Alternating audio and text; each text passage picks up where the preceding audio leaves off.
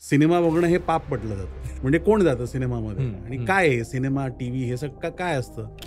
माझं मंत्र is expect the unexpected. Right. खूप एक्सपेक्टेशन घेऊन जिकडे मी जातो ना राईट. तिकडे गोंधळ होतो. आपल्याकडे खूप प्रश्न विचारणं हे चांगलं नाही मानलं जातं लहानपणापासून. म्हणून आजकालची पोरं एआयलाच प्रश्न विचारत असतात. आजच्या सिनेमामध्ये किंवा आजच्या कॉन्टेंट क्रिएशनमध्ये आपण ह्युमॅनिटीबद्दल खूपच कमी बोलतो किंवा बोलतच नाही. आता जर मी माझ्या पुतण्याला सांगितलं ना की सिनेमा हॉलमध्ये जाऊन, त्याचा प्रश्न येतो की इकडे पॉज का नाही करू शकत. ह्या सिनेमाचं बजेट एका माणसाला 3 मिनिटाचं गाणं म्हणण्यासाठी जातं. हे अनइक्वल वाटतं पण हे सत्य आहे. आपली सकाळची सुरुवात कशी होते, आपण अनेक वेळा आपण पक्षींच्या आवाजाने, आपण प्रकाशाने उठत नाही.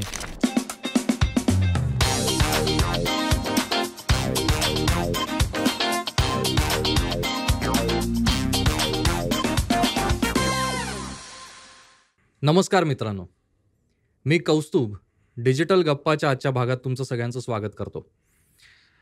कसं आहे, आपण ह्या एपिसोडमध्ये ना एका वेगळ्याच जगाची सफर करणार आहोत. जगाची म्हणण्यापेक्षा एका वेगळ्या फील्डची आपण सफर करणार आहोत. आपण सिनेमा बघतो, सिनेमातली दृश्य बघतो, त्यातल्या काही फ्रेम्स आपल्या खूप काळापर्यंत लक्षात राहतात. ती दृश्य आपल्याला भारावून टाकतात.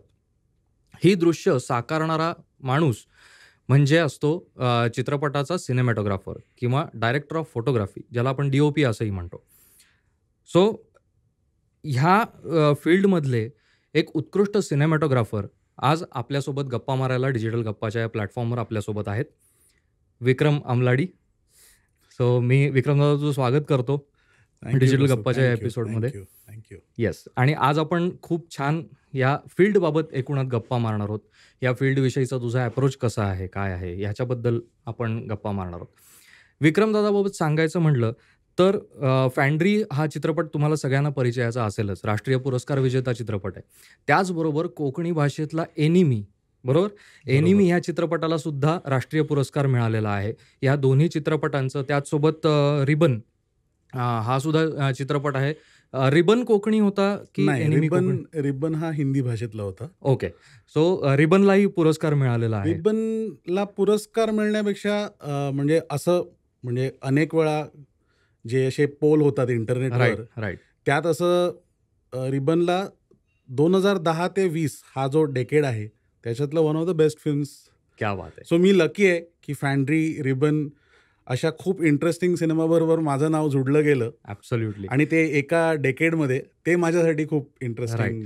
आणि मला आपल्या प्रेक्षकांना हेही सांगायला आवडेल की एवढ्या म्हणजे चित्रपटांचं सिनेमॅटोग्राफी करण्यापुरतंच नाही, तर विक्रमदादा जे नवीन बडिंग सिनेमॅटोग्राफर्स आहेत, ज्यांना ह्या क्षेत्रामध्ये करिअर करायचं आहे, सो त्यांच्यासाठीही वर्कशॉप्स, लेक्चर्स या माध्यमातून सुद्धा त्यांच्या प्रवासात कॉन्ट्रीब्युशन देतातच आहेत.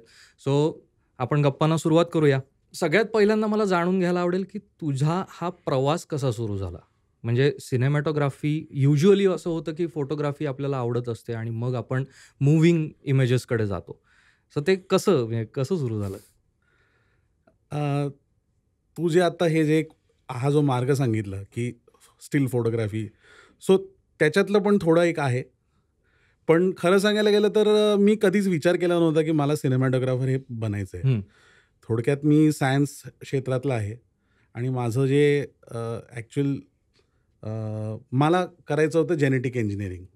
आणि मी ते केलं. म्हणजे माझं ग्रॅज्युएशनचा सब्जेक्ट तोच होता. पण जेनेटिक्स करताना ॲज अ डॉक्युमेंटेशन प्रोसेस मी मायक्रोस्कोपच्या खाली फोटोग्राफी करायचो. तो एक खूप वेगळ्या प्रकारचा फोटोग्राफी आहे. त्यातनं मला सायंटिफिक इमेजिंग ज्याला म्हणतो आपण, मेडिकल इमेजिंग, सायंटिफिक इमेजिंग, त्या गोष्टीमध्ये खूप इंटरेस्ट होता आणि मी त्या क्षेत्रामध्ये काम करायला लागलो. सो माझं जेनेटिक्सचा प्रवास जेव्हा चालू होता, अभ्यास चालू होता, त्यावेळी मी ॲक्च्युली 1999मध्ये मी NIVमध्ये काम करायचो पुण्याला. बरं. सो यू कॅन इमॅजिन की तो जग खूप वेगळा आहे. ॲब्सोल्युटली. म्हणजे त्याला स्टोरीज, तिकडच्या स्टोरीज खूप वेगळ्या आहेत मायक्रोस्कोपिक वर्ल्डच्या. ते जग मायक्रोस्कोप, म्हणजे आता कोरोनामध्ये ती स्टोरी सगळ्यांना कळाली. ॲब्सोल्युटली. पण थोडक्यात मी असं एकतर माझ्या फॅमिलीमध्ये पण फिल्म आणि ह्या गोष्टींशी संबंधित काहीच नाही आहे. थोडक्यात माझ्या घरी कोणी TV बघत नाही. सिनेमा बघणं हे पाप पटलं जातं. म्हणजे कोण जातं सिनेमामध्ये हम्म, आणि हम्म. काय आहे सिनेमा, टीव्ही हे सगळं काय असतं. सो टिपिकल माझ्या घरी आई-वडील सगळे डॉक्टर, इंजिनियर, माझा दादा इंजिनियर, मी पण सायन्सचाच मार्ग पकडला होता. आणि कुठेतरी भटकता एक दिवशी मी हे NIVचं जे मी म्हटलं, पुणे युनिव्हर्सिटीला मी जरा चौकशी केली, की हम्म. तिकडे मला कळालं, की मला कम्युनिकेशन स्टडीज हा एक असा कोर्स आहे आणि तो मास्टर्स इन सायन्स होता त्या काळी. हम्म. तर मी युनिव्हर्सिटीला माझं जॉईन झालो मी हम्म. पोस्ट ग्रॅज्युएशनसाठी. आणि तिकडे पहिल्यांदा मला असं जरा एक काहीतरी सिनेमा म्हणण्यापेक्षा जास्त बघ आता जो सायन्समधलं जो मायक्रोस्कोपमधनं जग बघतो ना, त्याला कमर्शियल सिनेमा, आर्ट सिनेमा आणि हॉलिवूड हे सगळं एकच आहे. बरोबर बरोबर आहे. म्हणजे आता ज्या माणसांनी कधी ब्रिजच बघितलं नाही, ज्यांनी रस्तेच बघितले नाही, त्याच्यासाठी तुम्ही काही बनवलं तर ते जगातलं एक हो, मार्वल हो, झालं ना. हो. तर मला माझी सिनेमाची सुरुवात डायरेक्टली NFI मधनं झाली, नॅशनल बरं. फिल्म हो, आर्काईव्हमधनं झाली. हो. काही मित्र होते त्यांच्याबरोबर मी असं म्हणजे ॲज अ स्टुडंट एनिवेज आपल्याकडे पैसे जास्त नव्हते. अरे फ्री सिनेमा बघायला मिळतो. हां, हां. तर डायरेक्टली फ्री बर्गमनच्या सिनेमानी मी माझं ओ. सुरुवात केली. मी कधी असं लहानपणी आपण थोडं टीव्हीवरती जे काही बघितलं होतं तितकं पाहिलं होतं बस. पण असं हिंदी सिनेमा किंवा मराठी सिनेमा हे काही जास्त माहीत नव्हतं. घरात ही चर्चाच व्हायची नाही कधी. सिनेमा आणि टीव्हीचं काहीच चर्चा नव्हती. सो पहिला तो एक्सपोजर झाला पुण्यामध्ये हं. 2000 साली. हं. आणि हळूहळू करता युनिव्हर्सिटीमध्ये पण ऑब्व्हियसली खूप चांगले प्रोफेसर्स होते. हो, हो. आणि त्यांच्या मग आग्रहाने मग थोडं एक काम करायला सुरू केलं. हं. काही खूप चांगले सिनेमॅटोग्राफर्स होते त्या हं, काळी. हं. त्यांनी असिस्ट करायला म्हणजे त्यांनी एक संधी दिली. बोलावलं. हां. आणि त्याच्यातनं एक कळालं, की अरे हे काहीतरी वेगळं जग आहे. राइट. म्हणजे राइट. मायक्रोस्कोपच्या बाहेरचं एक वेगळं जग असतं ना तसं. ॲब्सोल्युटली. सो तिकडनं तो प्रवास सुरू झाला. 2000ला सुरू झाला आणि मग शेवटी मी कलकत्त्याला जे गव्हर्नमेंटचं दुसरं फिल्म इन्स्टिट्यूट आहे, हं, हं. Satyajit Ray film and TV institute, right. तिकडे पण माझं ॲडमिशन झालं. हं. सो माझं युनिव्हर्सिटीचं शिक्षण संपल्यानंतर मी काही महिने काम केलं, एक प्रॅक्टिकल एक्सपिरियन्स ओके. घेण्याकरता. हं, हं. आणि नंतर SRFTIला माझं ॲडमिशन झालं. मी क्या बात तिकडे है! माझी प्रॉपर सिनेमॅटोग्राफी 3 वर्ष जो आपला एक डिप्लोमा असतो तो राइट, केला. राइट. आणि मग 2007ला मी परत मुंबईला आलो. मी राहायला मुंबईचाच आहे. हं, हं. त्यामुळे मला मुंबईलाच यायचं होतं परत. बरोबर. आणि काम करून सुरुवात केली. मग फॅन्ट्रीशी करिअरची सुरुवात झाली. So absolutely. थोडक्यात तो प्रवास आहे. ग्रेट. आणि आजही प्रवासमध्येच आहोत. हो, ते शोध तर चालू तो तर आहे. सुरूच असतो. सुरूच असतो. शिकणं थांबत नाही असं अजिबात म्हणतात. तसं नाही, आहे. अजिबात नाही. राइट. सो आता आपल्या प्रेक्षकांसाठी म्हणून एक प्रश्न आहे, की सिनेमॅटोग्राफी म्हणजे काय? म्हणजे आता खरं तर ही खूप कॉमन टर्म झाली आहे. फोटोग्राफर हां, किंवा हो, सिनेमॅटोग्राफर. हो, हो. पण तरीही मला तुझ्याकडून हे जास्त जाणून घ्यायला आवडेल, की सिनेमॅटोग्राफर म्हणजे नेमकं काय असतं? एकदम सिंपल आहे ॲक्चुअली. आपल्याला त्याच्यात कॉम्प्लिकेट करण्यासारखं काहीच नाही आहे. लिखित किंवा बोलल्या जाणाऱ्या गोष्टींना एक फ्रेमच्या दायऱ्यात आणणं, हां. तितकंच आहे ते. हं, हं. कारण काय आता आपण जे बोलतोय, ह्याला पण एक फ्रेमच्या मध्ये आपण कॅप्चर करतोय. ही बरोबर. पण एक सिनेमॅटोग्राफीचीच एक ब्रांच प्रोसेस आहे. आहे. हां. हो. आणि तुम्ही त्याला कुठल्याही स्टेजवरती घेऊन जाऊ शकता. हं, हं. सो हा जो एक ट्रान्सलेशन आहे, हां. तो प्रोसेस आहे ॲक्चुअली. बरोबर. कारण त्या अर्थाने पाहायला गेलं तर ॲज अ आर्ट, सिनेमॅटोग्राफी हा खूप यंग आर्ट आहे. हां. खूप यंग आहे. बरोबर. सो म्हणजे आपल्या बाकीच्या कलेच्या कंपॅरिझनमध्ये जास्त वेळ गेला नाहीये. हो, म्हणजे कारण ह्युमन कॅमेराच उशिरा आले तसे जगामध्ये. हां. नाही आणि म्हणजे काय होतं, की आपलं जे बाकीची जी कला आहे आपली, हं, जे आपण हं. म्हणजे त्याच्यात हे जे बॉर्डर लावण्याचा जो प्रकार आहे, हां, ते हां. कमी असतं. बरोबर. हो, म्हणजे हो. आपण समजा थिएटर पाहिलं किंवा आपण स्कल्पचर सुद्धा जेव्हा पाहतो, आपण त्याला फ्रेममध्ये लावत नाही. खरं आहे. सो बाकीच्या सगळ्या गोष्टीमध्ये आपलं व्हिजन खूप ओपन असतं. Right, right. पण म्हणून एक असं एक कॉमन एक अंडरस्टँडिंग किंवा एक प्रोफेसर बरोबर बोलताना पुणे युनिव्हर्सिटीमध्ये आमचं एक असं व्हायचं, की cinematography is about excluding the world hmm. And limiting yourself to a frame, असं राइट. तो सिनेमॅटोग्राफीचा ट्रॅव्हल आहे खरं हां, म्हणजे. हां. सो बेसिकली तितकंच आहे. कारण काय आहे, की आपलं माइंड लिमिटलेस आहे. हं, हं. आणि कुठेतरी त्याला एक आपल्याला फ्रेम द्यावी लागते. नाहीतर आपण ॲब्सोल्युटली. सगळीकडे शोधायला लागतो, ॲब्सोल्युटली. फिरायला लागतो. बरोबर. आजकालच्या जगामध्ये ते खूप जास्त गरजेचं झालेलं आहे. कारण हो. स्पेशली ज्याला आपण म्हणू की इन्फॉर्मेशनला एका फ्रेममध्ये आणणं. बरोबर. हां. नाहीतर आपल्या गप्पा चालत जातात. हो, हो. हो, तसं आहे. ॲक्चुअली हो, तसं आहे, की हो, आजूबाजूच्या ह्याच्यातनं काय नेमकं वेचून आपल्याला हो, दाखवायचंय, हो, हे आपण सिनेमॅटोग्राफीद्वारे हो. म्हणजे एका अर्थाने cinematography is to prevent a visual overload हो. Right. At a very philosophical level. Hmm, hmm, hmm. कारण human eyes are always overloaded with things. Absolutely. खूप काही चालू असतं. हो. So the idea of putting a frame, hmm. एक एक दायरा, त्याला एक लिमिटेशन करणं म्हणजे तुम्हाला फोकस करणं आहे. बरोबर. हं. आणि त्या फ्रेमच्या आतमध्ये पण तुम्हाला इतक्या गोष्टी बघायच्या आहेत ना. राइट, परफॉर्मन्स राइट, बघायचंय, राइट, राइट. साऊंड बघायचंय, म्युझिक बघायचंय, अमकं बघायचंय, तमकं बघायचंय. सो सिनेमॅटोग्राफी त्याच्यातला एक भाग आहे. हां. म्हणजे जर सिनेमॅटोग्राफरनी म्हटलं की मीच सिनेमा बनवतोय, तर तो काहीतरी एक वेगळा प्रकार आहे. बरोबर. हां. पण ॲज अ स्कल्प्टर किंवा ॲज अ पेंटर जेव्हा ते एकटे बसून काम करतात त्यांच्या हां, एका हां, हां. परिसरामध्ये, तो खूप वेगळा प्रोसेस आहे. बरोबर आहे. सो आय थिंक सिनेमॅटोग्राफी खूप थोडक्यात एक ट्रान्सलेशनचा भाग आहे. म्हणजे काहीतरी imaginary image to physical image. Imaginary पेक्षा जास्त किती म्हटलं तरी आपण किती इमॅजिन गोष्टींना केलं ना, आपण काहीतरी लिहितो. बरोबर आहे, शेवटी बरोबर आहे. ह्युमनचा, माणसाचा जो मेन कम्युनिकेशन आहे ते भाषेच्या थ्रूच आहे. हो, हो. कितीही आपण उद्या जर एक एलियन जरी आला आपल्याकडे कुठल्यातरी गॅलेक्सीमधनं, आपण त्याला एक इमेज दाखवलं ना, कुठेतरी आपण ते लिहायला लिहिलेलंच प्रयत्न आहे. करणार. स्क्रिप्टेड आहे. हां.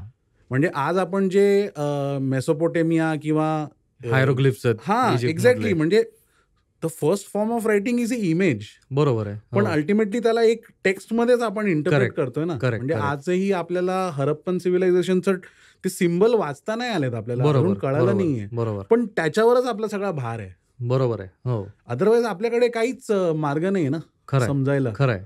सो आपण किती चित्र काढून ठेवले, हं, हं, हं. त्याला जोपर्यंत टेक्स्ट देत नाही, त्याला तो तोपर्यंत एक होलिस्टिक अप्रोच येत नाही. करेक्ट, म्हणून टेक्स्टला जर सपोर्टिंग इमेज जर चांगला आला, राइट. तर चांगला सिनेमा होतो किंवा चांगलं ॲब्सोल्युटली. प्रोसेस होतो. तो Absolutely. प्रोसेस इंटरेस्ट आणि म्युझिक, ते तर साऊंड, आहेच. ह्या सगळ्या गोष्टी ॲड होतात. Right, right. तर एका अर्थाने हेच तर तो सिनेमाचा एक kind of, I mean that is why it took so long for it to develop. हं, हं. It needed so many things to come together. बरोबर. हं. आणि आता we are in the very interesting आता जो टप्पा आहे हं, ह्या सगळ्या हं. एव्होल्युशनचा, की अगोदर लोकांना थिएटरमध्ये जाऊन पाहावं बरोबर. लागायचं, मग टीव्ही आला, बरोबर. मग ते टीव्ही छोटे होत गेले, आता तर पॉकेटात आले. आता ते आपल्या डोळ्याच्या आतमध्येच चिप लावतील बरोबर. आणि कानाच्या आतमध्येच इयरफोन असेल. राइट, आणि राइट. आता असं होईल की मूल म्हणजे पोटात तयार झाले की हो, हो, म्हणतील हो. तुम्हाला कुठलं सॉफ्टवेअर व्हर्जनवाला इंटिग्रेट करून टाकायचंय पोरांबरोबर. ॲब्सोल्युटली. असं सगळं पण चालत राहील. हो.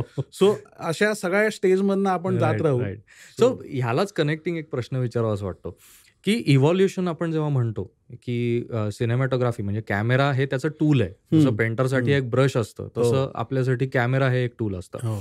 सो त्याच्यामध्ये तू टेक्नॉलॉजिकल शिफ्ट काय बघितलास? म्हणजे अर्थात मी सुद्धा फिल्मवर आधी काम सुरू केलं, मग डिजिटलवर शिफ्ट झालो. सो तसं तुझा काय अनुभव होता त्या टेक्नॉलॉजिकल शिफ्टचा पहिला? सो पहिलं तर मी सांगू शकतो की म्हणजे personally as a cinematographer I am very lucky. Hmm, I am very lucky because not only did I see the transition, hmm. पण I experienced it first hand. हां. कारण आता ह्याला जर मी जरा एक डिटेल सांगू, कॉन्टेक्स्ट सांगू, तर माझ्या सिनेमॅटोग्राफी स्टुडंट्सच्या बॅचमधनं मी एकमेव आहे हं. ज्यांनी एक प्रॉपर सिनेमा 35mm नेगेटिव्ह फिल्मवर शूट केला आहे. ब्युटिफुल. फॅन्ड्री हा सिनेमा फिल्म नेगेटिव्हवर शूट झाला आणि हे 2012ची गोष्ट आहे. 2012-13 पर्यंत सहसा लोकांनी डिजिटलला अडॉप्ट केलं होतं. हां, हां. काही अशा हॅपी ॲक्सिडेंट झाल्या ज्यामुळे फॅन्ड्री हा नेगेटिव्हवरती तयार झाला. हो. अ, एक थोडंसं ग्लिम्प्स देऊ शकशील? म्हणजे 2012-13 पर्यंत अशी एक परिस्थिती आली होती की त्या काळी तुम्ही डिजिटल अप्रोच घ्या किंवा सिनेमा नेगेटिव्हचा अप्रोच घ्या, तुमचं कॉस्टिंग रफली एक सेम येत होतं. हां, हां. सो ऑलमोस्ट आपण म्हणू की ते एकाच इक्वल पॅरिटीमध्ये त्यांचं हं, हं, हं. हे होतं.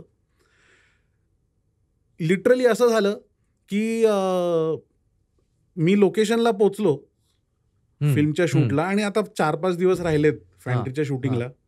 आणि माइंड यू ही माझी पण पहिली फिल्म होती ॲज अ सिनेमॅटोग्राफर. आणि सडनली मला कॉल आला प्रोड्युसरकडनं की त्या काळी 2012ला ॲज अ प्रोड्युसर ती त्यांची सेकंड फिल्म होती. त्यांची पहिली फिल्म शाळा होती, ती पण नेगेटिव्हवरती शूट झाली होती. ओके.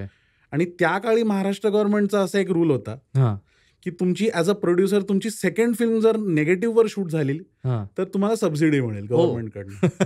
तर त्यांनी मला 4 दिवसा अगोदर फोन करून सांगितलं, तुम फिल्म पे शूटिंग करेगा क्या? आणि मला असं वाटलं की हे खरं होतंय का आपल्याकडे? Dream come true. कारण त्या काळी इवन देन लोक हा जो ट्रान्झिशन होता हा एकदम सेटल झाला नव्हता. म्हणजे आज जर आपण कोणी फिल्मवरती शूट करतो, जसे नोलन करतात किंवा काही ठरलेले डिरेक्टर सिनेमॅटोग्राफर करतात, तर त्याला आपण ऑडिटी म्हणतो. बरोबर. कारण आज नॉर्म डिजिटल आहे. पण त्या काळी लोक 2 वेळा विचार करायचे की आपण डिजिटल करायचं का आपल्या फिल्मचा रूट घ्यायचा. सो माझ्यासाठी तो हॅपी ॲक्सिडेंट झाला.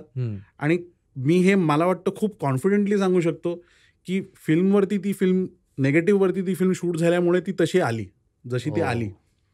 कारण एक म्हणजे एक जनरेशन आहे, अनेक जनरेशन आहेत, त्यांनी तो नेगेटिव्हचा प्रोसेस पाहिलाय. त्यामुळे जे आपल्या सोसायटीमध्ये जे डिसिप्लिन येतं ना, तो डिसिप्लिन आपला बदललाय. बरोबर आहे. डिजिटल आल्यामुळे. सो म्हणजे एक काळ होता, म्हणजे मोबाईल फोन हा मॅटर सगळ्यांनाच समजतो. एक काळ होता ज्यावेळी इनकमिंग कॉलला पण आपण पैसे द्यायचो. बरोबर.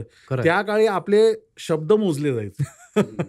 आता काय झाले की डेटा, व्हॉइस ह्याला काय आपल्याकडे मान्यताच नाही, किंमतच नाहीये. आणि भारतात खास करून कारण काय आपल्याकडे जगातले सगळ्यात स्वस्तात मोबाईल टेलिफोनी आहे. आपल्याकडे डेटाला काही आपण संबंध इवन म्हणजे आपण बोलत जातो ना कंटिन्युअसली. तर परदेशी खास करून अमेरिकेला किंवा युरोपला हे खूप वाईट मानलं जातं की किती बोलतात हे लोक, का बोलतात हे. तर सो हा एक हॅपी ॲक्सिडेंट झाला फॅन्ड्रीच्या केसमध्ये. आणि माझ्या बॅचच्या नंतर म्हणजे इनफॅक्ट मी फॅन्ड्रीनंतर आजही एक फिल्म नेगेटिव्हवरती काही शूट केलेलं नाही.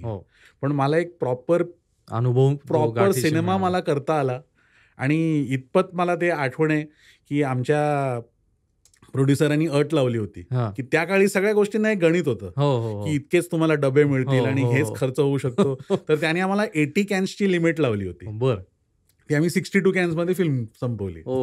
सो त्या काळी असं एक ऑनर, बॅज ऑफ ऑनर असं आपण कॅरी करतो की प्रोड्युसरने जितना बोला था ना उससे कम कॅन में हम लोग ने फिल्म बनाया और अच्छा बन गया फिल्म. असं पण नाही की काहीतरी गोंधळ केलाय. तो मुद्दा वेगळाच आहे. म्हणजे अनेक सिनेमाचं असं व्हायचं की त्याच्यात रेकॉर्ड तुटले होते की प्रोड्युसरनी समजा 100 कॅन ठरवले असतील, त्याचे 400 कॅन झालेत, असं सुद्धा झालेलं आहे. म्हणजे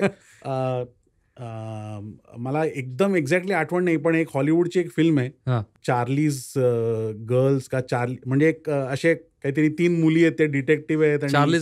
चार्लीज एंजल्स करेक्ट. त्याचा जो सिनेमॅटोग्राफर आहे त्याचा रेकॉर्ड आहे maximum amount of film used for a feature film. म्हणजे आणि अमेरिकेतलं काय एक ॲडव्हान्टेज होतं की कारण ते स्वतः त्याचं उत्पाद करायचे कोडॅक. आणि तर त्यांच्याकडे फिल्म आपण तर त्याला आपल्या जीवनापेक्षा जास्त हे करायचो, म्हणजे किमती ठरवायचो. म्हणजे मला अजूनही आठवण आहे की जेव्हा फिल्म होतं तेव्हा काही कॅमेराला झालं ना, पहिलं ते फिल्मला पकडायला प्रयत्न करायचे. कॅमेरा तुटला तरी एक वेळी चालेल, पण ते फिल्मला वाचवायचे. बरोबर. तर सो तो काळ खूप वेगळा होता. I was lucky to see that transition. आणि I think the most important transition that we have been able to see is आता गेल्या काही वर्षामध्ये ना, मला वाटतं सिनेमॅटोग्राफी हे एका डिव्हाइस किंवा एका इक्विपमेंट कॅटेगरी नाही, मी त्याला म्हणणार की म्हणजे त्याला मला इंग्रजी शब्दच माहिती आहे ह्या गोष्टीसाठी. Cinematography has now become device agnostic. म्हणजे आज आपण कशानेही सिनेमॅटोग्राफी करू शकतो. खरंय. आता एक असा सिनेमा येणार की आता जसं रेबॅन आणि मेटा ह्यांनी कोलॅबरेशनमध्ये एक गॉगल इंट्रोड्यूस केला आहे, जो आता रफली त्या प्रकारचे खूप सारे असे प्रॉडक्ट्स येतील. त्या सगळ्या ह्याच्यामध्ये कॅमेरा आलेला आहे.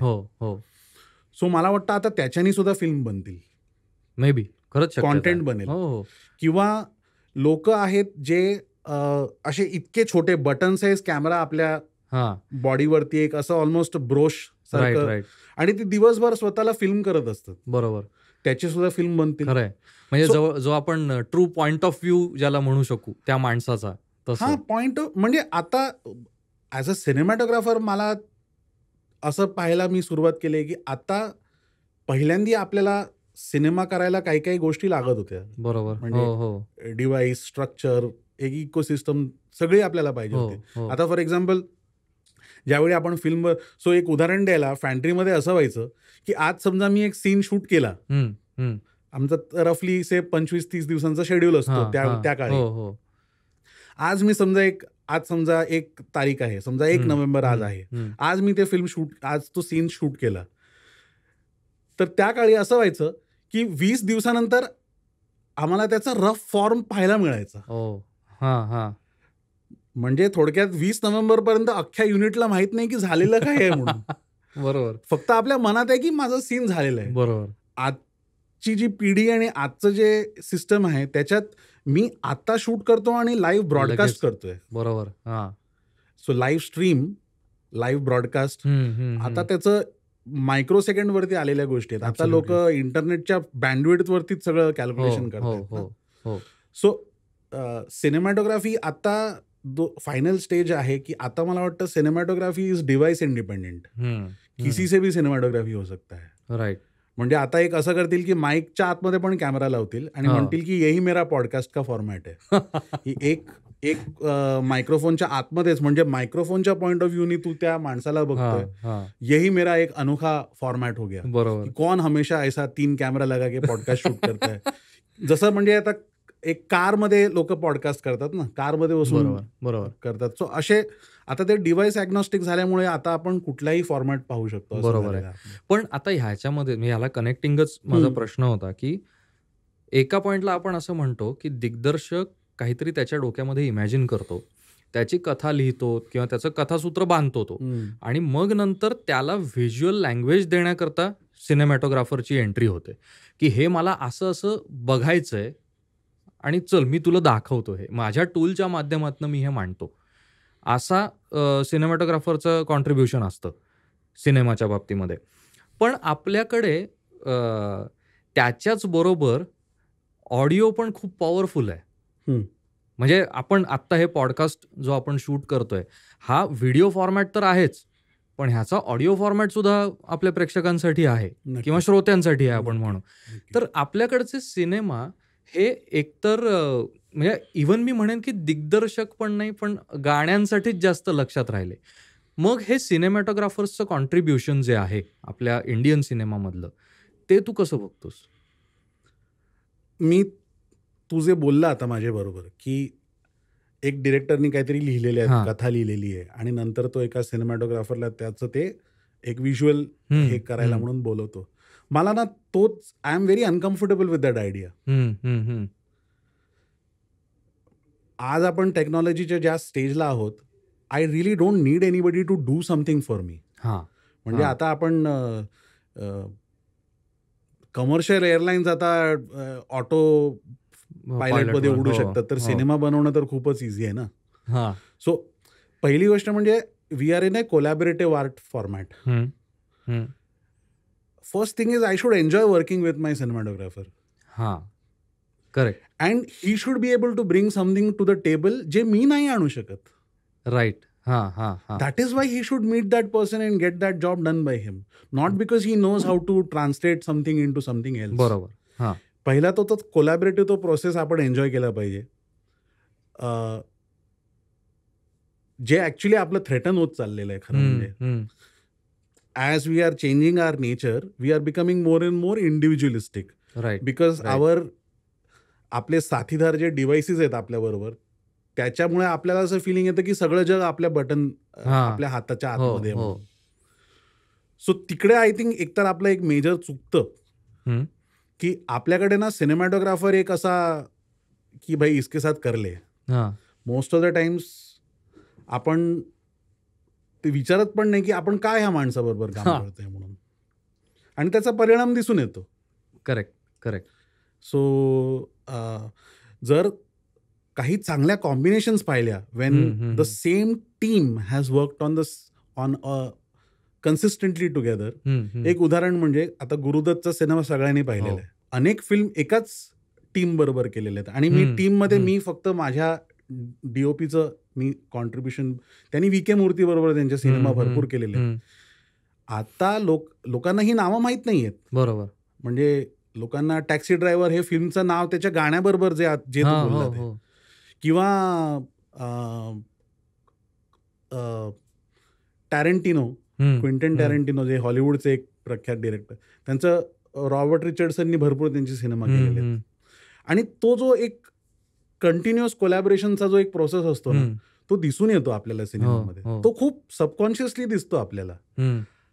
आपल्याकडे ते खूप कमी होतं आणि जे होतं त्याला पण तोडलं गेलंय. आणि आता आपण ह्या स्टेजला आलोय की एक कमर्शियल अरेंजमेंटवरती आपण कामं करतो लोकांबरोबर. म्हणून ते आपले थोडे प्रोडक्ट्स जे आहेत ते जरा म्हणजे त्याच्यात जीव इतका मजेदार नाहीये. आपल्याला एका माणसाबरोबर काम करायला आवड असली पाहिजे. पहिली गोष्ट, त्याला तो कॅमेरा चालवता, आपल्याकडे चॉईस अशा आहेत, तुला तो कॅमेरा चालवता तर तू काम कर त्याच्यावरती. बरोबर. तर सेम गोष्ट फॉर ऍक्टर ऑल्सो.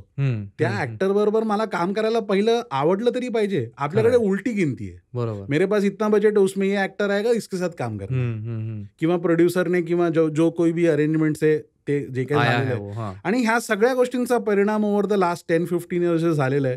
ते सगळीकडे आपल्याला दिसायला लागले. बरोबर. सो आपण सिनेमॅटोग्राफर किंवा ह्या सगळ्या ज्या इम्पॉर्टंट एलिमेंट्स आहेत फिल्म मेकिंगच्या इकोसिस्टममध्ये, त्यांचा जो ह्युमन एलिमेंट आहे तो आपण विसरतो. बरोबर. They are not there only to switch on the camera and do some technical things and lighting. They are actually there to laugh, to cry, to throw something at each other.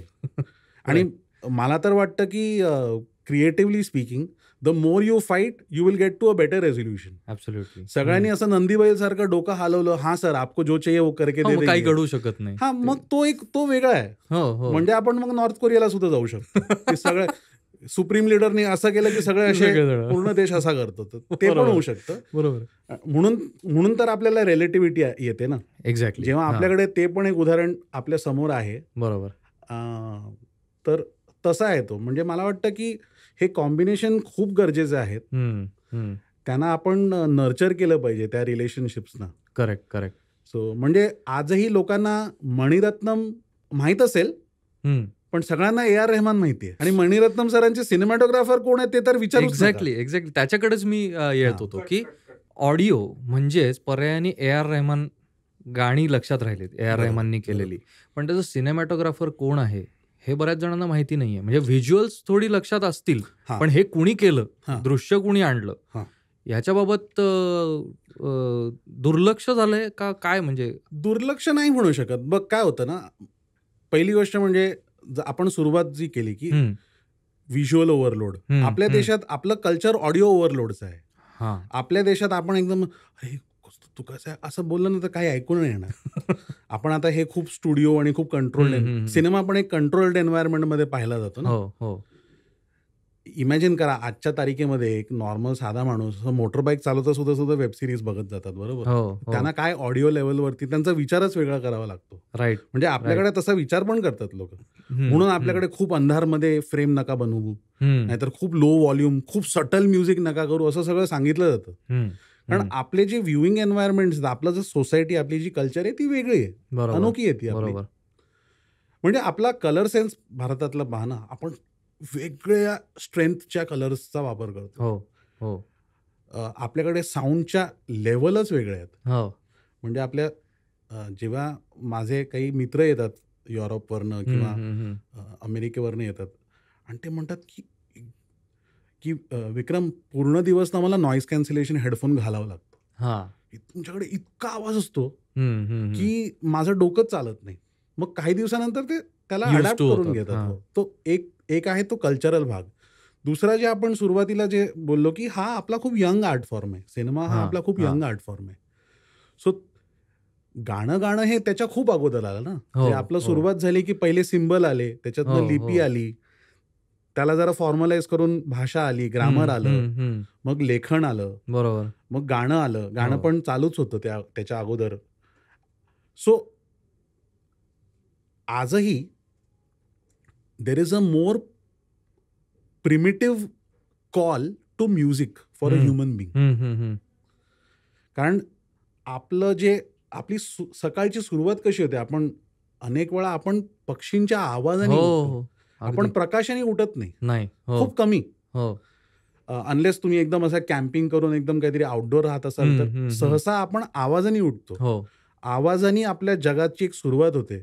म्हणजे even जे physicist पण म्हणतात की primordial sound, big बँगच्या अगोदर silence होतं, मग bang झालं, पहिला आवाज आला ना. बरोबर. सो आपलं although light travels faster than sound in terms of physics, पण आपल्याला पृथ्वीवरती आपल्याला इमोशनली एव्होल्युशनरी फॉर्मॅटमध्ये आपल्याला कानामधनं जास्त एक पिकअप आहे गोष्टींना. म्हणजे इव्हन गर्भात असताना सुद्धा बाळ ऐकतं असं आपण. हो, नक्कीच, नक्की. म्हणजे त्याच्यातलं सायन्स मला माहित नाहीये, पण डेफिनेटली म्हटलं जातं असं. हो. असं कोणीही म्हटलं नाही की तुम्ही गर्भात असताना तुम्ही पेंटिंग्सला हात लावत बसाल तर तुमचा मुलगा पण पेंटर होईल. मी तरी काही आजपर्यंत ऐकलेलं नाहीये. पण डेफिनेटली साऊंड डेफिनेटली ह्युमन बिंग्सना जास्त अफेक्ट करतो. इमोशनली खूप जास्त अफेक्ट करतो. आपलं मूड खूप बदलतं साऊंडमुळे. दुसरी गोष्ट की कल्चरली आपण इकडे कुठल्याही माणसाला ना 2 गोष्टीवर इझिली डिस्कशन करता येतं, क्रिकेट आणि गाणं. अरे काय गायला रे, त्याच्या आवाजामध्ये काहीतरी वेगळा सूर आहे. पण आपल्याला व्हिज्युअल डिफरन्सिएशन मध्ये ते मेरावाला पिंकची ऍड होती ना. आपल्याला जर 4 असे पिंक आणून दिले ना एक ऍव्हरेज माणसाला, बोललं सर इसमें से चूज करो, अरे तेरे को जो ठीक लग रहा है कर लो. म्हणजे नॉर्मली इव्हन आता कॉस्ट्युम डिझायनर्स कधी कधी ना सेटवरती असे खूप सटल डिफरन्सेसचे शेड्स आणून दाखवतात. सहसा नॉर्मल माणूस म्हणतो अरे क्या फरक पड रहा है, ये पहन लो वो पहन लो, काय फरक पडतो. बरोबर. पण गाण्यामध्ये ना ऍव्हरेज इंडियनला सुद्धा कळतं की ह्यानी बरोबर गायलंय की नाही गायलंय, किंवा कुठेतरी काय वाद्य चुकलंय का काय झालंय. सो तो पण एक भाग आहे, कल्चरल भाग आहे. आणि अनडाऊटेडली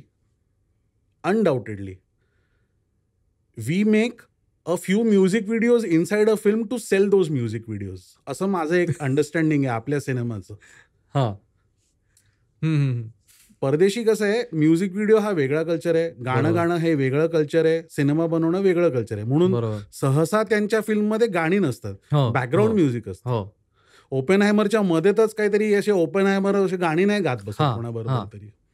आपल्याकडे होऊ शकतं असं.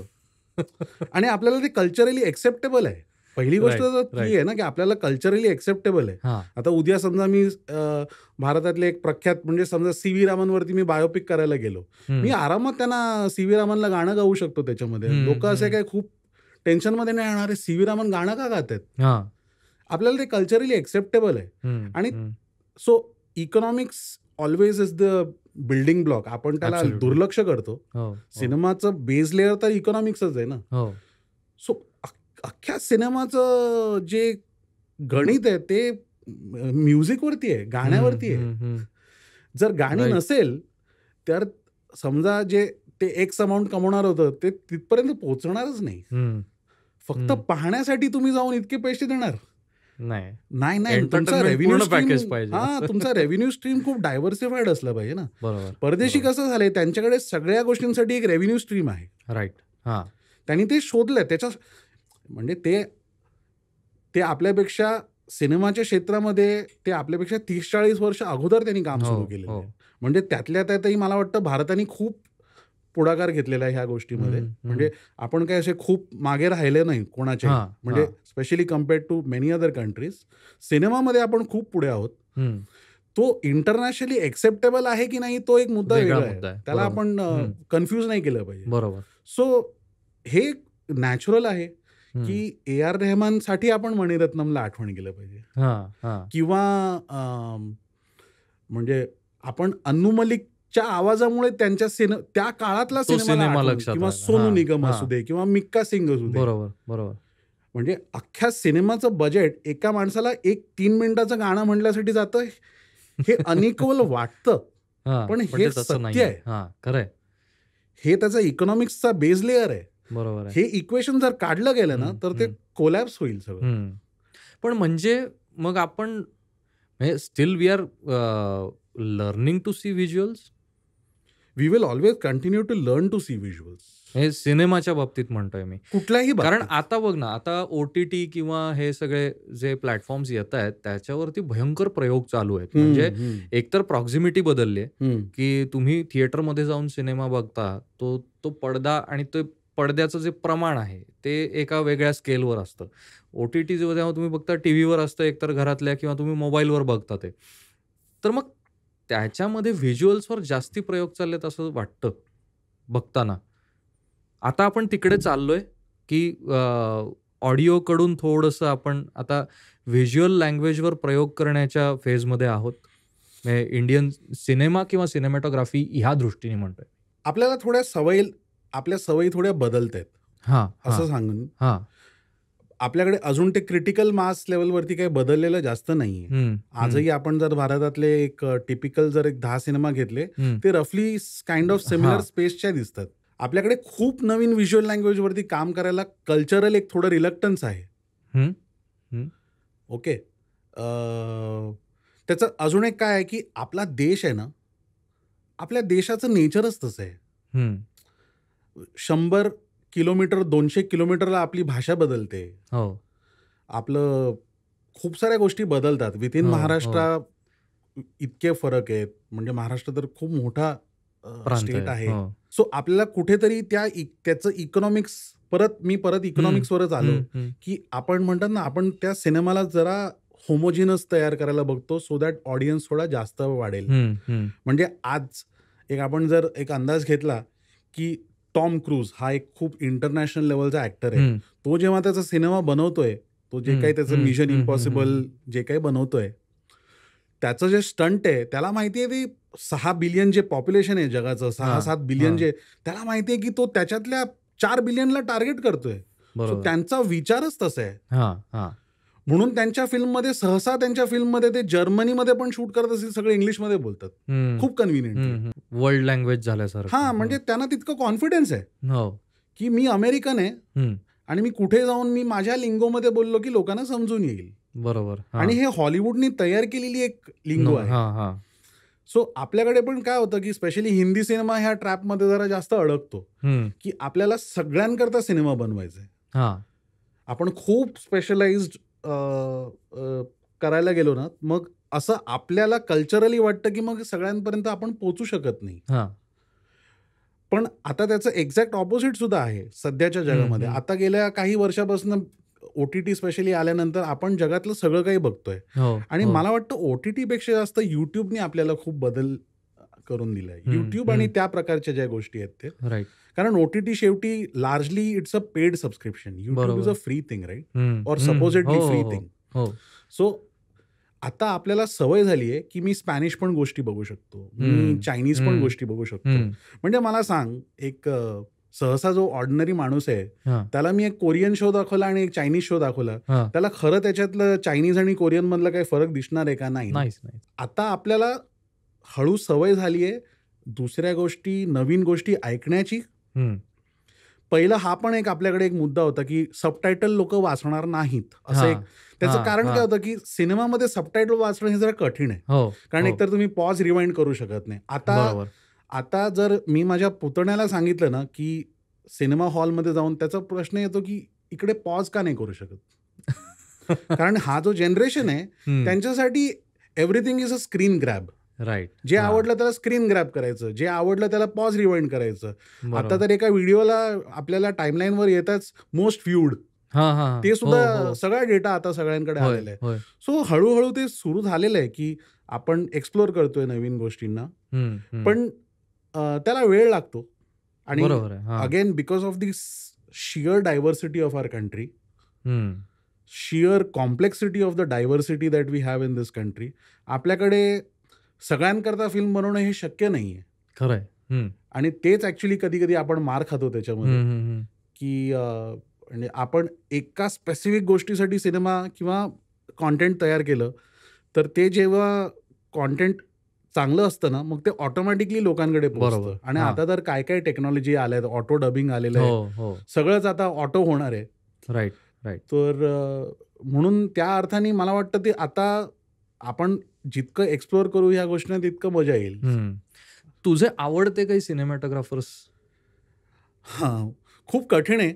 हां. नाही कारण म्हणजे मला रादर असं ते फ्रेम करायला आवडेल, हां. की तुझ्या एकूण म्हणजे तुझा जो काही क्रिएटिव्ह प्रवास आहे, त्याच्यामध्ये तू कुणाकुणाकडून वेचलंस का काही?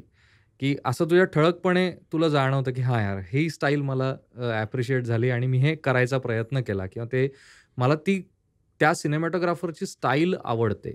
हं. असं काही सांगू शकशील? आय वॉज व्हेरी लकी की I was associated with still associated with very senior cinematographer name Mahesh आणे. हं, हं, हं. म्हणजे एकदम सिंपल सांगायला गेलं तर त्या माणसाने स्वदेश शूट केलेलं आहे. हो.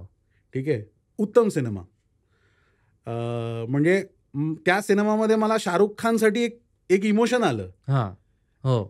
की शाहरुखला पाहून त्याचं जे जर्नी आहे, हं, हं. I could be a part of that journey. हं, हं. बाय द वे महेश सरांना, आणे सरांना जे सिनेमा जगतमध्ये जे अटेन्शन भेटलं पाहिजे होतं ते मिळालेलं नाही आहे. प्रायमरली त्यांचं काम जास्त ॲडव्हर्टायझिंगमध्ये होतं. हां, त्यामुळे हां. ते इतकं नाव समोर आलंच नाही. बरोबर. अ, हं. पण एनिवेज तो एक सेपरेट मुद्दा आहे. तर मी महेश सरांना दरवेळी सांगायचो, म्हणजे I assisted him for quite some time. मी त्यांना तेच सांगायचो, की "सर मुझे आपसे सिनेमॅटोग्राफी सीखने के बजाय मुझे आपसे ह्यूमन बीइंग बनने सीखना है." हं. आणि जर मी त्यांच्या इव्हन 5% जरी पोहोचलो ना त्यांच्याजवळ, तर मी विचार करेन मी काहीतरी अचीव्ह केलं जीवनामध्ये. सो मला वाटतं, की माझ्यासाठी ते इम्पॉर्टंट आहे. Right, rather than right. Break down that cinematographer to his technique, hmm, his hmm, style, hmm. His approach. कारण ह्या सगळ्या खूप ना इंटेलेक्च्युअल गोष्टी आहेत. हं, हं. पण मला तो माणूस कसा आहे, तो कसा वागतोय राइट, सगळ्यांबरोबर, राइट, राइट, राइट. सिस्टम बरोबर कसा वागतोय, त्याच्या जगाचा आउटलुक काय आहे, हां, ते जास्त हां. इम्पॉर्टंट होतं. हो, अल्टिमेटली ते इन्फ्लुअन्स करतं ते इन्फ्लुअन्स करतं कामावर. आणि ते शिकण्यासारखं आहे हं, माझ्यासाठी. हं. म्हणजे स्टाईल हे सगळं ह्या गोष्टी आपण अल्टिमेटली आपल्याला ॲज अ इंडिव्हिज्युअल आपल्याला ते स्वतः डेव्हलप करावं लागतं. बरोबर. हं. सो आपण इन्फ्लुअन्स होतो, पण इव्हेंच्युअली सगळ्या माणसांना आपली स्टाईल. हं, हं. आणि मी परत त्याच डिस्कशनवरती आलोय, की आजच्या सिनेमामध्ये किंवा आजच्या कंटेंट क्रिएशनमध्ये आपण ह्युमॅनिटीबद्दल खूपच कमी बोलतो किंवा बोलतच हं, नाही. आपण ह्याच गोष्टीबद्दल, हं. क्या कलर था, हां, क्या हां. स्टाइल था, हां. कितना अच्छा था, कितना बुरा था. बरोबर. लाइक हम लोग भूल गए humanity, basic human values. Correct, आपण म्हणजे आपण त्याच्याबद्दल खूप कमी चर्चा करतोय as a right, cultural right. Phenomenon correct. तसं. आता हे तू जसं म्हणलास, की तू त्यांच्याबरोबर काम करताना तुला ते जाणवत गेले व्यक्ती म्हणून आणि ते जास्त तुला ॲप्रिशिएट झालं. तसं तुझं एक काम करतानाचे काही अनुभव आहेत का? की कारण हे फील्ड खरंच लोकांच्या परिचयाचं नसतं. ह्याच्यामागे हं, हं. किती मेहनत लागते किंवा किती काय घडतं, हे लोकांना माहिती नाहीये. सो आपल्या प्रेक्षकांसाठी म्हणून तुझे काही अनुभव म्हणजे काही असे गमतीशीर अनुभव आलेत किंवा काही चॅलेंजेस तू ओव्हरकम केलीस तुझ्या कामात? एव्हरी डे आपल्या सेटवरती एक गंमत असते, एक चॅलेंज असतो. अ, सहसा आपल्या सगळ्या सिनेमॅटोग्राफर आणि अशा सगळ्या आपला जो एक इनबिल्ट कम्युनिटी असते ना, त्याच्यामध्ये एक असं जोक असतो, की जगात 2-3च गोष्ट ठरलेल्या आहेत. सनराईजचा टाईम, सनसेटचा टाईम, मूनराईजचा टाईम, मूनसेटचा टाईम. हो, हो. ह्याच्या व्यतिरिक्त काही ठरलेलं नाहीये. एक उदाहरण आता जस्ट ह्याचंच एक उदाहरण द्यायला, मी एका वेब सीरीजवरती काम केलं होतं आणि त्याचं अराउंड 25 दिवसांचं काम बंगालला होतं. हां. आता माझं शिक्षण कलकत्त्यामध्ये झालंय, त्यामुळे मी बंगालला 4 वर्ष राहिलोय. हं, हं. तर मला आयडिया आहे तिकडे काय होणार आहे. पण उन्हाळ्याच्या महिन्यामध्ये हं. We were shooting in waste Bengal आणि काय झालं, की सहसा डिरेक्टर आणि एक असं आपण म्हणतो ना, की आपण एका लोकेशनला समजा शूटिंग करतोय, तर आपण एक तरी शॉट टाकतो, हं. ज्यानी ते लोकेशन काय ते दिसलं पाहिजे ना, की आपण बरोबर. हां. आता त्या वेब सीरीजचं शूटिंग होतं चंदननगर नावाच्या एका गावामध्ये. हां. ते कलकत्त्यापासून 2 तासच्या हं, हं. अंतरावरती आहे ते. तर कुठल्याही डिरेक्टरची इच्छा असते, की यार आपण एक काहीतरी आयदर ड्रोन शॉट किंवा ज्याच्याने आपल्याला तो पूर्ण लँडस्केप दिसला हं, पाहिजे. हं, आणि हं. चंदननगरची खासियत काय आहे, की हुगली नदी जी आहे ती वाहते हां. त्याच्या थ्रू. तर आता 15 दिवसांचं आमचं शूट होतं. हं. तर 14 दिवस आपलं एकदम हेवी ड्युटी शूटिंग चालू होतं.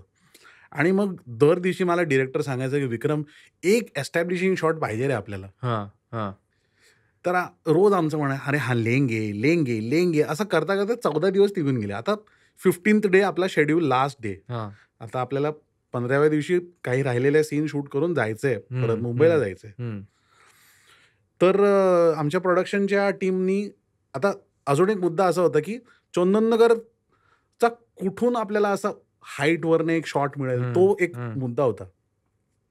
तर एनिवेज ते त्यांनी काहीतरी करून शोध केला आणि एक लिटरली आम्ही सगळं कॅल्क्युलेट केलं की किती वाजता सनराईज होईल वगैरे वगैरे. हां, हां. आणि नेमकं त्या 15व्या दिवशीच्या सकाळी पण नाही पहाटे म्हणजे 3-4 वाजता उठून आमचं सगळं युनिट हां. एक बिल्डिंग आलं होतं त्यावेळी. हे 2019ची गोष्ट सांगतोय. तर हं. तिकडे अशा उंच बिल्डिंग नाही आहेत. बरोबर. हां. घरं आहेत हो, नॉर्मली. हो. तर एक 7 माळ्याची बिल्डिंग कुठून तरी आली होती तिकडे. तर तिकडे त्यांच्याकडनं परवानगी घेऊन हां. टेरेसवरती आम्ही पोहोचलो. एकदम अंधारात सगळे हां, असे हां. हेडलॅम्प वगैरे टॉर्च वगैरे घेऊन हां, पोहोचलो. हां. आणि फुल कॅमेरा वगैरे लावून सगळे असे तयार होतो की आता सनराईज होईल. हां. आणि नेमकं त्याच दिवशी सकाळी ढग आले आणि पाऊस पडला. आई गं! हां, 8-8:30 पर्यंत थांबलो पण हां. काहीच झालं नाही. हां. आणि माझा डिरेक्टर असा ना म्हणजे तो केस त्याचे असे म्हणजे तो आवडत पकडून होता. बसला होता की यार लास्ट डे और ये होता है. सो फिल्म म्हणजे सिनेमा आणि मला वाटतं हे खास करून ना स्क्रिप्ट कारण काय होतं ना सिनेमामध्ये आपल्याकडे एक स्क्रिप्ट असते ना आणि आपण खूप त्या स्क्रिप्टच्या अवतीभोवती फिरायला हां, बघतो. हां. इकडे ऍक्च्युली आपली तयारी असली पाहिजे एक्सपेक्ट दी अनएक्सपेक्टेड अशी वाली तयारी असली बरोबर. पाहिजे. हां. जास्त. हो. पण आपलं उलटच होतं. आपण खूप कंट्रोल करायला बघतो, प्लॅन करायला बघतो. म्हणजे एक उदाहरण सांगतो की हे माझ्यावरती खूप बॅकफायर होतं. हां, की मला म्हणजे कल्चरली हां, मला जर कोणी 8 वाजता बोलवलं ना, तर हां. मी तिकडे पावणे 8 नाही, मी 7:30ला पोहोचतो. हं, हं. ओके. हे माझ्या जीवनाचा एक भाग आहे. बरोबर. त्याला हां, मी परत जीवन आणि सिनेमॅटोग्राफी ह्याला वेगळं बघतोय. हां. हो. हे मी सिनेमॅटोग्राफर आहे म्हणून मी तसं पोहचत नाहीये. मला हां. लहानपणापासून मी तसा आहे. स्वाभाविकपणेच लवकर हां, पोहोचायला हो. आवडतं. म्हणजे माझे बाबा 8 वर्ष जर्मनीला होते. हं, सो हं. मे बी त्याचा परिणाम आहे. हं. तर म्हणजे माझ्यासाठी आता तू मला सांगितलं होतं 11 वाजता आहे, तर मी 10 वाजता इकडे टच होईन. म्हणजे बरोबर. 4 घाट का हो, पाणी हो, पी के हो, मैं हो. आ गया इधर. असं हे माझं नॅचरली मी करेक्ट, आहे तसं. करेक्ट. कधी-कधी तेच माझ्या अगेन्स्ट उभं राहतं, कसं? की तू कशाला लवकर येतो? हां, तुझं काय काम आहे लवकर येऊन? हां. कारण आपल्याकडे this is not considered as a requirement of any हां, काइंड. हां, कल्चरलीच. हां. लग्नाचा मुहूर्त आणि जन्म होण्याचा मुहूर्त सोडून काही बाकीच्या कुठल्याही मुहूर्ताला टाइमचा काही संपर्कच नाही ना. कारण आपल्याकडे टाइम तर इलास्टिक बँड है. हो. सब कुछ माया है. टाइम भी तो माया ही है. उसी का भाग है. तो 8 बजे आओ, 8:15 बजे आओ. बरोबर. कौन पूछने वाला है? और पूछ के क्या करने वाले हो? हां, और टाइम पे कोई चीज करके होने ही क्या वाला है? देश हां, तो चल ही हां, रहा है. हां. पण मग हे अगेन्स्ट कसं गेलं? म्हणजे फिल्मच्या सेटवर काही किस्सा आहे? एक मिनिट यार म्हणजे नाही फिल्म नाही. I am saying see again film is a mirror to the society हां. राईट. हां. हो, हो, हो. Film is not a stand alone product. बरोबर. तिथूनच If येतं ते. everybody demands on-time efficiency in हं, this हं, country, हं. we will be at each other's throats. हं, हं, Because culturally we are not ready for it. हं, आता मी एक उदाहरण देतो. हं. इंडिगो हां. हे जे विमान आहे, ह्यांचं भारतात सक्सेसफुल होण्याचं काय कारण होतं? हं. Other than the fact that they are suppose to be low cost airline. हां, on time is a good thing. हां. आठवण आहे ही कॅम्पेन. हो, हो. अनेको वर्ष त्यांनी चालवली. हो. आजच्या तारखेमध्ये एक तर जी परिस्थिती झाली आहे सिव्हिल एव्हिएशनची भारतामध्ये, त्याच्यात इंडिगोनी ना हं. जर 5 मिनिटं जरी लेट केलं ना, लोक शिव्या देतात नाही, मारतात त्यांना जाऊन. हो, बरोबर की नाही? हो. कारण काय in a country where time is so elastic, hmm, hmm. You made on time is a good thing. हां. नशीब गुड हो, थिंग म्हणाले हो. ते लोक. So it's a bad idea. Hmm. We are perennially late in this country. In a country which is perennially late तुम्ही लोकांना म्हणतात ऑन टाइम. हां. I am working against the clock. I am going before time. Right. हां. परदेशी this is considered a good thing. Hmm, it's hmm. Considered the professional thing. Right. आपल्याकडे it's considered a poor thing. Hmm, it reflects poorly upon you. Hmm. इसके pass काम नहीं है करके इधर आ रहा है. हां. ते वेगळ्याच अर्थाने घेतलं जातं. वेगळ्याच अर्थाने घेतला जातो. सो अशा अनेक गोष्टी होतात. हं. आपल्याकडे खूप प्रश्न विचारणं हे चांगलं नाही मानलं जातं. हां. लहानपणापासून ना. हो, हो. बाबांना खूप प्रश्न नाही विचारायचे, हां, आईना खूप, टीचरना, अरे तर कोणाला प्रश्न विचारू, एआयला. म्हणून आजकालची पोरं एआयलाच प्रश्न विचारत बसतात. राईट, आपल्याकडे तर एआय नव्हतं. राईट. सो आपल्याला प्रश्न विचारण्याची संधीच नव्हती. कोणाला खरंय. प्रश्न विचारत माहित नाही. खरंय, खरंय. सो आपल्याकडे वेळेवर येऊ नका, प्रश्न विचारू नका, हां, नवीन जास्त गोष्ट करायला बघू नका. हां. सो त्याचा परिणाम दिसतो रोजच्या राईट, जीवनामध्ये. राईट. म्हणून इनोव्हेशनमध्ये आपण खूप वेगळ्याच हां, टँजंटवरती आहोत. हां, हां. बरोबर म्हणजे आहे. इन जनरल इनोव्हेशनमध्ये आपल्याकडे इनोव्हेशन आपली लोक परदेशी जाऊन करतात ना. भारतामध्ये राहून खूप कमी इनोव्हेशन करू शकता बरोबर. तुम्ही. हो, कारण हो. आपल्याकडे भार ह्याच्यावरती असतो की जो गंगा बह रही है उसमें घुस जाओ, हां. उसमें घुलमिल जाओ और ज्यादा अलग मत बनो. म्हणजे सरस्वती वेगळी व्हायला गेली तर ती बिचारी लुप्तच झाली. असं तसं आहे. असं इतकं पण काहीतरी वेगळं नका करायला जाऊ की ते तुम्ही कुठेतरी गायब होऊन जाणार. बरोबर. हां. सो आपल्याला आपला हा जो कल्चरचा भाग आहे तो आपल्या कामामध्ये मला खूप इंटरेस्टिंगली दिसतो, रोज दिसतो. सो आपल्याकडे माझं मंत्र is expect the unexpected. Right, खूप एक्सपेक्टेशन घेऊन जिकडे मी जातो ना राईट. तिकडे गोंधळ होतात सगळे. सो आता म्हणजे टेक्नॉलॉजिकली आपण म्हणलो की आता हे सगळं पुढे पुढे जात चाललंय. सिनेमॅटोग्राफीमध्ये सुद्धा किंवा कॅमेऱ्याच्याच एकूण दुनियेमध्ये आता पूर्वी CGI होतं. आता AI आलं. राईट. सो असं एक कॉमन नोशन आहे की एआयनी म्हणजे वापरलं नसेल लोकांनी, पण ते एक ऐकून तो एक माइंडसेट आता हां. तयार आहे की एआयनी आपण वाटेल ते बनवू शकतो. मग हे आता सिनेमामध्ये येणंही अपरिहार्य आहे. बरोबर आहे. बरोबर. सो ह्याच्यामध्ये मग DOPचा रोल कुठे असेल असं तुला वाटतं? DOPचा रोल असेल, 100% असेल. कारण आपल्याकडे कुठलीही जर टेक्नॉलॉजी जरी आली आणि ती इरिस्पेक्टिव्ह ऑफ सिनेमा क्षेत्र, कल्चरली आपण अजूनही रेडी नाही आहोत at a cultural stage in our evolution की आपण सगळ्या गोष्टी एका मशीनच्या होल हार्टेडली आपण त्याला सोपणार असं नाही आहे आपलं. एक उदाहरण सांगतो. विमान आज कम्प्लिटली रिमोटली पायलट होऊ शकतात. हो. स्वतः पायलट सांगतात आणि फॅक्च्युअली पण तुम्ही प्रूव्ह करू शकता की रिमोटली फ्लाय झालेलं विमान actually probably is more safer than the human phloem. बरोबर. पण will a Airbus or a Boeing aircraft full of say maybe 300 people, will they be ready for it? If I ask the same analogy in filmmaking, will I be ready to see a film which is completely made using automation? May not be. हे माझं perception झालं. Possible. So कुठेतरी मला वाटतं अजून आपल्याला अजून काही वर्ष तरी और मे बी काही पिढी तरी we will still need some human supervision. बरोबर. And the ability to put our humanity into that supervision. By supervision I don't mean you become that manager. जे आता मी बोललो ना, 9 वाजता आला, ओके, टिक मार्क. सर आज 9 वाजता नाही येऊ शकलो, काय झालं रे, अरे थोडा पाय दुखत होता रे, अरे त्या मुलीला बरं नव्हतं, 104 डिग्री ताप होता. ती ह्युमॅनिटी आहे ना. एक्झॅक्टली. ते AI करू शकेल कदाचित. See, AI is also working with a certain number of data points, right? It is like comparing the speed of internet in 1993. How can we do that? Right. We cannot do that, right? So I always look at military requirements or military specifications. If militaries have adopted something, then they have figured out that it is better than humans. हो. So तिकडनं ते trickle down effect आपल्याला येईल. हो.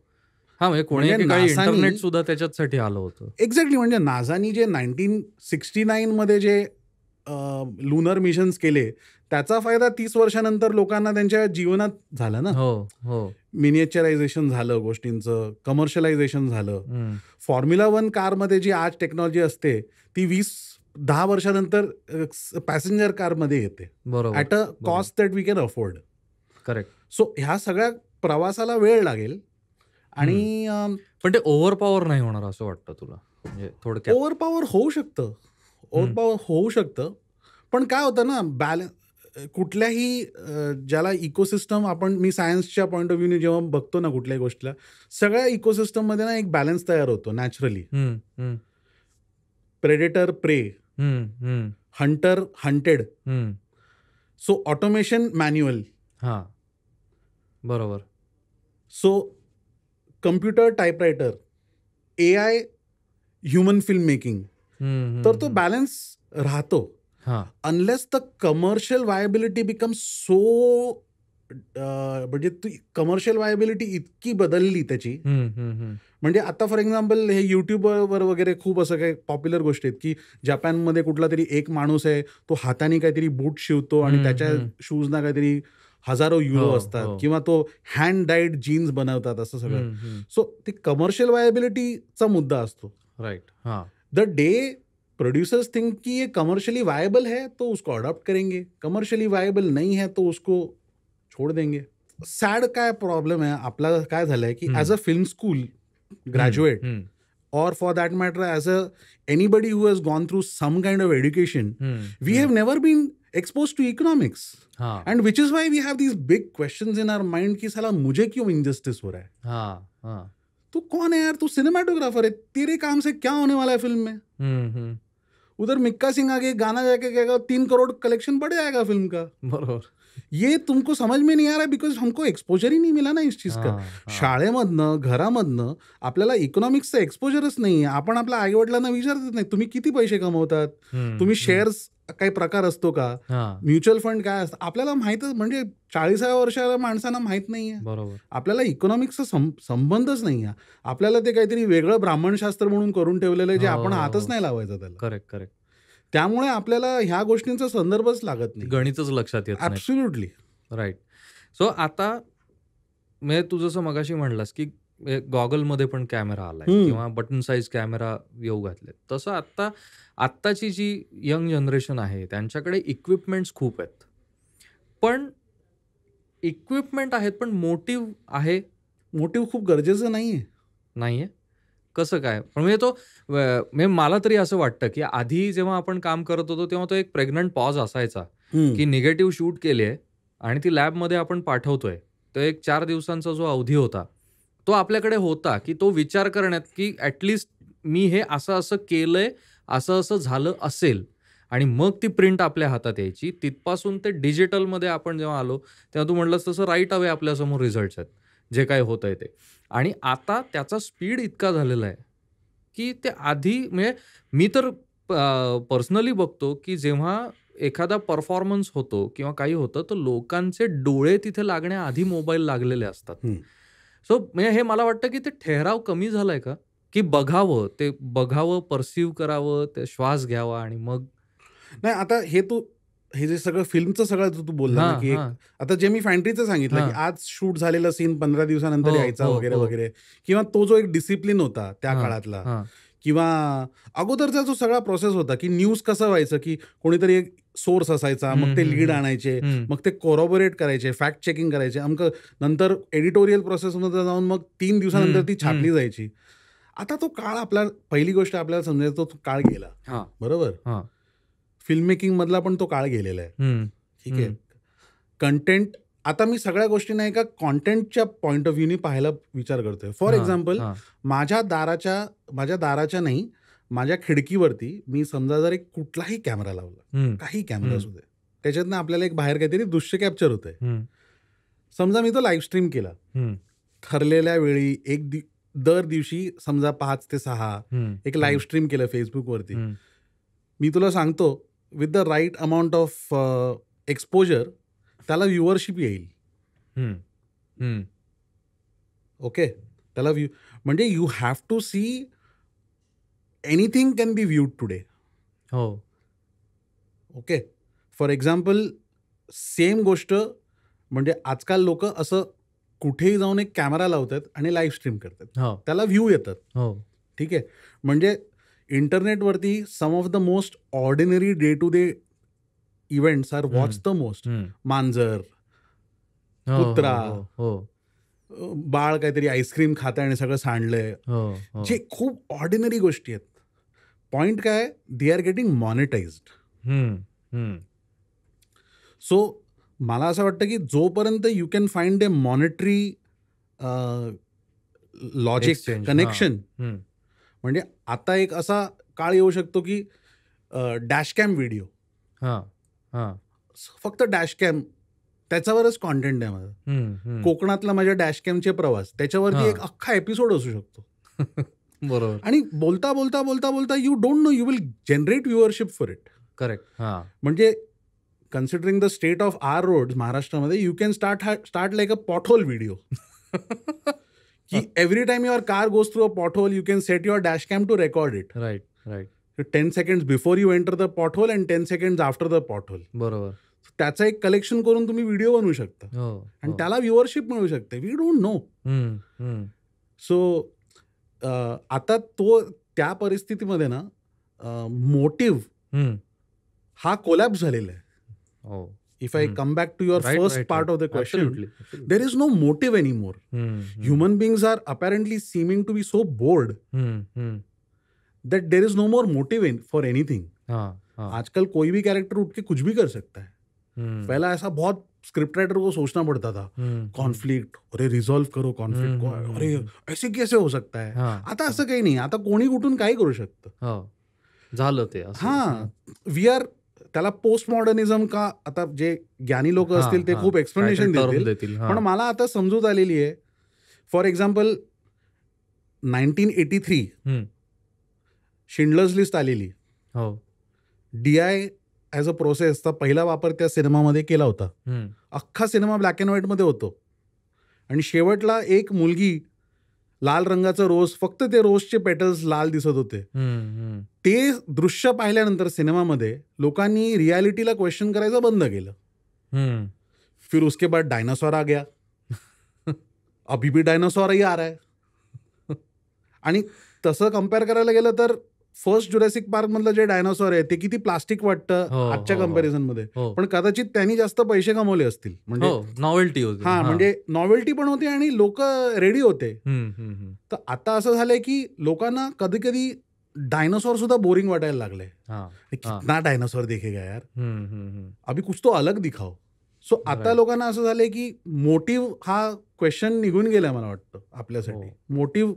Motive is too much of a requirement nowadays. Like क्या motive है, मैं बस जा रहा है कहीं. Right right. सो खरं तर आपल्या गप्पा खूप ह्या रंगू शकतात आणि कितीही काळ चालू शकतात, तरी थोडीशी आपल्याला वेळेची मर्यादा पाळायला लागते. सो माझा शेवटचा प्रश्न आता मी विचारतो की फिल्म्स हा एक मुद्दा झाला, पण आता सिनेमॅटोग्राफी किंवा डायरेक्टर ऑफ फोटोग्राफी ह्या फील्डमध्ये काय काय करिअर ऑप्शन्स आहेत, म्हणजे with new technology, evolving technology. कारण आता नवीन जे शिकणार आहेत त्यांना नवीन मार्ग शोधायचेच आहेत. सो त्यांच्यासाठी तू काय सांगू शकशील? म्हणजे असं जर मी जोकिंगली म्हणू तर आसमान में जितने तारे हैं उतने आपके पास विचार का आयडिया है, असं झालेलं आहे आता. जस म्हणजे आता त्याला टेक्निकली न बघता तुम्ही काय काय विचार मांडू शकता त्याच्यावरती सगळा भार आहे. म्हणजे ज्याला एक कमर्शियल भाषेमध्ये आपण म्हणू की जिसके पास IP है, इंटेलेक्चुअल प्रॉपर्टी है, वो आज की तारीख में किंग है. म्हणजे so it is about giving life to a new format जिसमें पूरा काम करना है. म्हणजे मी एक उदाहरण, जर आपण कितीही ते डंब असो ते उदाहरण, जसं मी म्हटलं की समजा तुम्ही एक फॉर्मॅट केला की माईकच्या आतमध्येच कॅमेरा लावून त्याला विकताय. म्हणजे इमॅजिन ना किती तुमचा वेळ वाचतोय. एक कॅमेरा लावा, एक माईक लावा, एक हे लावा, ते लावा. जसं मी म्हटलं की आजचा सगळा जो एक्सप्लोरेशन आहे तो त्या स्पेसमध्ये असला पाहिजे की आपल्याला नवीन काय फॉर्मॅट्स आणता येत आहेत प्रेक्षकांसमोर, नवीन काय मेथडॉलॉजी आपण अडॅप्ट करू शकतो स्टोरी टेलिंगला. कारण सिनेमा त्याच्यावर काम झालेलं आहे आणि 100 वर्ष झाली. 100 वर्ष हे काही एक मानवी जीवनात काही छोटी मोठी नाही आहे का, म्हणजे 4 पिढी होतात ॲव्हरेज. सो हो गया, मतलब it's had a good run and it will continue in some form or the other, but it may not be the dominant form. म्हणजे even television for that matter, TV had a run. It's त्याचं आता peak पोचून आता ते it will find its own level.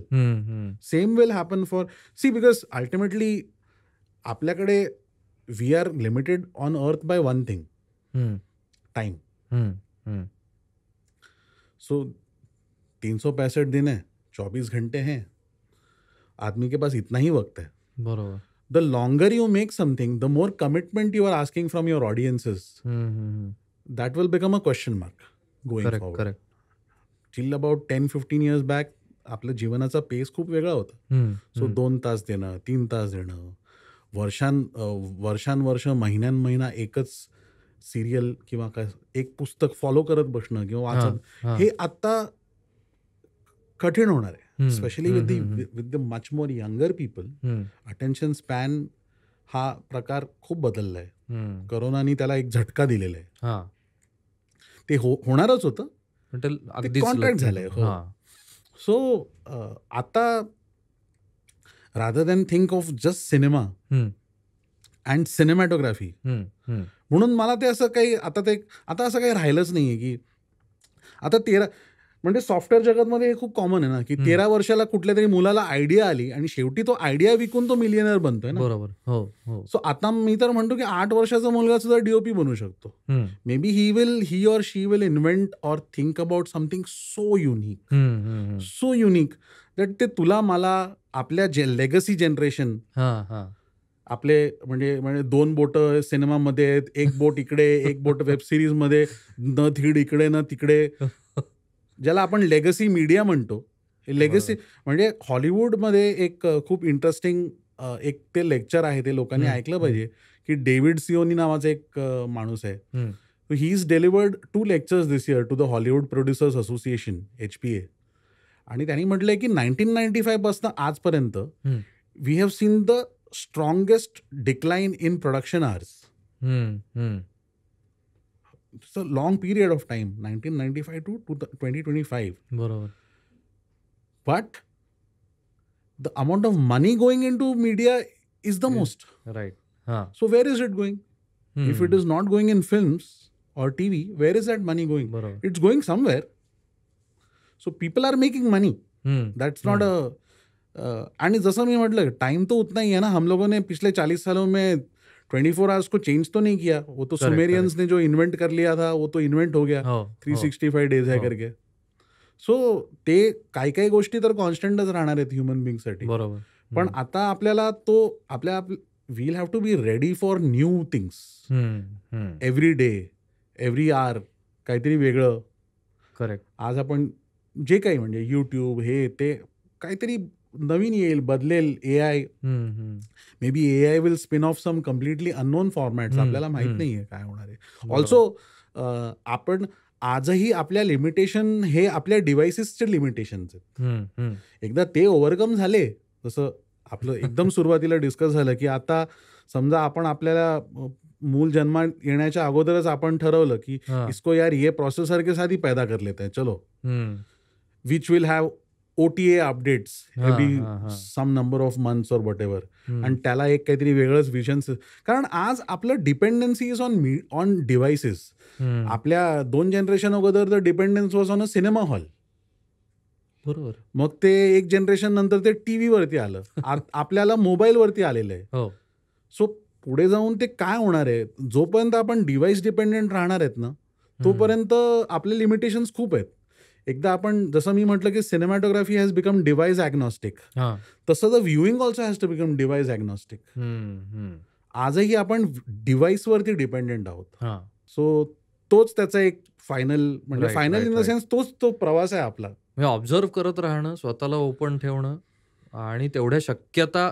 That is the route to innovation actually. Correct. कारण otherwise we are just bound by the daily grind ना. आपल्याला आपल्या समोर जे टूल आले तर आपण त्याच्यातच काम करतोय. बरोबर. सो ज्या दिवशी आपण थोडा वेगळा काहीतरी विचार करायला लागणार की मगच तर आपलं इनोव्हेशनचा आपण दिशेत जाणार. ॲब्सोल्युटली. सो वेळेच्या लिमिटमुळे आपण आपल्या गप्पांना तात्पुरता विराम देऊ आपण इथे. आणि एक डिजिटल गप्पाच्या प्लॅटफॉर्मवर वेळात वेळ काढून इथे ह्या सगळ्या गप्पा शेअर होण्यासाठी तुम्ही आलात. सो खूप खूप आभार त्याच्यासाठी. आणि ह्याचीच एक आठवण म्हणून डिजिटल गप्पाच्या संपूर्ण टीमतर्फे आपण एक भेट देतोय. ओके. सो मी माझ्या टीमला आग्रह करेन.